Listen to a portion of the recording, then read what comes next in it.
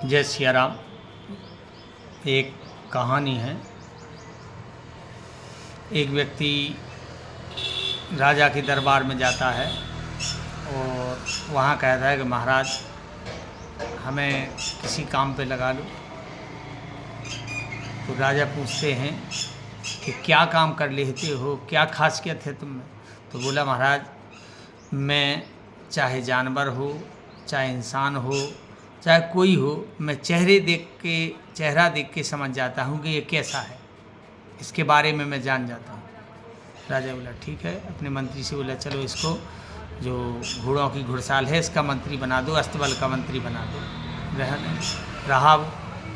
तो एक दिन राजा आए, उन्होंने सोचा कि इसकी परीक्षा ली जाए कि ये क्या क्या जानता है। बोले भाई ये बताओ जी, हमारा बहुत कीमती घोड़ा है, ये कैसा घोड़ा है। तो वो बोला महाराज सच कहने में अगर आप सज़ा ना दें तो मैं बता दूं। बोले हाँ हाँ नहीं कुछ नहीं होगा, बताइए। तो बोला महाराज ये घोड़ा आपका नस्ली नहीं है, असली नस्ल का नहीं है। बोले कैसे। बोले महाराज ये जो घोड़ा होता है घास खाने के बाद ऊपर मुँह करता है, जो असली घोड़ा होता है, लेकिन ये घोड़ा नीचे करता है गाय जैसे गाय घास खाने के बाद नीचे मुँह करती है। तो राजा बोला इतना कीमती हमने घोड़ा लिया वो असली नहीं है। जिसने बेचा था घोड़ा राजा ने उसको बुलाया, बोले आ गया वो, क्यों भाई ये कैसा घोड़ा दिया। बोले महाराज असली बात ये है कि जो ये घोड़ा है इसकी माँ जन्म देने के कुछ दिन बाद मर गई थी, तो मेरे घर में जो गाय थी उसका दूध पिला पिला के इसको पाला पोसा है। तो राजा को बात गढ़ गई। राजा ने उसको इनाम में गाय भैंस यही टाइप की इनाम देता था उसको जो आदमी था। अब कुछ दिन बाद उसको लगा कि जब ये जानकार है तो हम ये भी पूछ लें कि भाई रानी के बारे में बताओ, जो हमारी महारानी है उनके बारे में बताओ कैसी हैं। बोला महाराज गलती माफ़ करना और कोई सज़ा नहीं देना तब मैं बता सकता हूँ, बड़ी बात है। तो राजा बोले हाँ अच्छा चलो तुम्हारी गलतियाँ माफ़ होंगी और तुम्हें कोई सज़ा नहीं होगी, तुम सच सच बोलो। बोला महाराज आपकी रानी असली खानदानी नहीं है। अच्छा। उसे रहा नहीं गया, उसने सोचा आप किससे पूछें। तो जो रानी की माँ थी, माने उनकी राजा की सासू माँ, उनको बुलवाया मंत्रियों से सेनापतियों से। आ गई। बोले सासू माँ ये बताओ तुम्हारी ये लड़की है ये खानदानी नहीं है, असली नहीं है क्या, सच सच बताओ। तो वो हाथ जोड़ के बोली महाराज हमारे जो पति राजा थे और आपके पिता राजा थे, तो दोनों में ये हुआ था कि हमारी जो भी संतान होगी हम आपस में शादी करेंगे। तो मेरे यहाँ लड़की हुई और वो ख़त्म हो गई। अब वादा निभाना था, इसलिए हम ये लड़की कहीं दूसरी जगह से छोटे में उठा लाए थे। ठीक क्लियर हो गया। राजा बोले ये बताओ उस आदमी से कि तुम्हें कैसे पता कि ये हमारी पत्नी खानदानी नहीं है, क्या व्यवहार तुम्हें दिखा।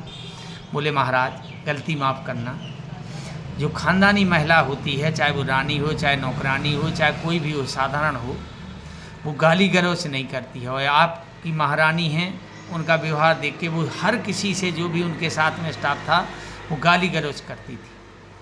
ठीक है। राजा ने फिर उसको गाय भैंस भेड़ बकरी ये सब दान में दे दिए। अब कुछ दिन बाद लगा राजा को कि हम अपने बारे में पूछने। बोले सुनो भाई इधर आओ, मेरे बारे में बताओ मैं हूँ असली के नहीं हूँ। बोले महाराज गलती माफ़ करना, आप तो सबसे बड़ी बात है, ऐसा ना हो कि आप हमें कोई मृत्यु दंड दे दें या बहुत बड़ी सज़ा दे दें। राजा बोले बिल्कुल निश्चिंत रहो, मेरा वादा है तुम्हें कोई कुछ नहीं कहेगा, सच सच बताओ। बोले महाराज आप भी असली नहीं हो, खानदानी नहीं हो। राजा की आँख क्या करें, कैसी बात। वो राजा सोच में पड़ गया। वो अपनी माता जी के पास गया राजा। बोला माता ये बताओ मैं अपने पिता की संतान नहीं हूँ क्या। कुछ देर रुक के माँ बोली उनकी महारानी, बोले बेटा असली बात बताना है तो बता दें। बोले बताओ।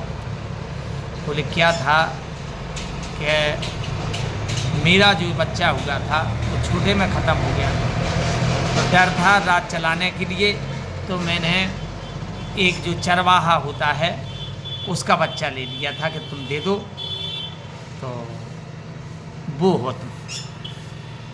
तो वो बोला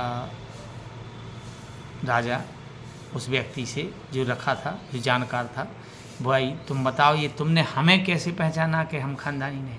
बोले महाराज गलती माफ़ करना, कोई राजा महाराजा होता है, वो राजा का लड़का होता है जो वो हीरे जवाहरात पैसा सोना चांदी ये दान देता है, और आप और महेश हर सदैव गाय भैंस बकरी भेड़ ये दान देते थे, इसलिए ये पता लगा कि आप राजा की लड़की नहीं हो, खानदानी नहीं हो। तो कहानी का मतलब है कोई कितना बड़ा आदमी बन जाए, पैसे वाला बन जाए या प्रेस्टीज वाला बन जाए, उसकी बहुत हो जाए, लेकिन जो उसके असली गुण हैं वो उस व्यक्ति के हाव भाव व्यवहार में झलकते हैं, जैसे वो छिपते नहीं।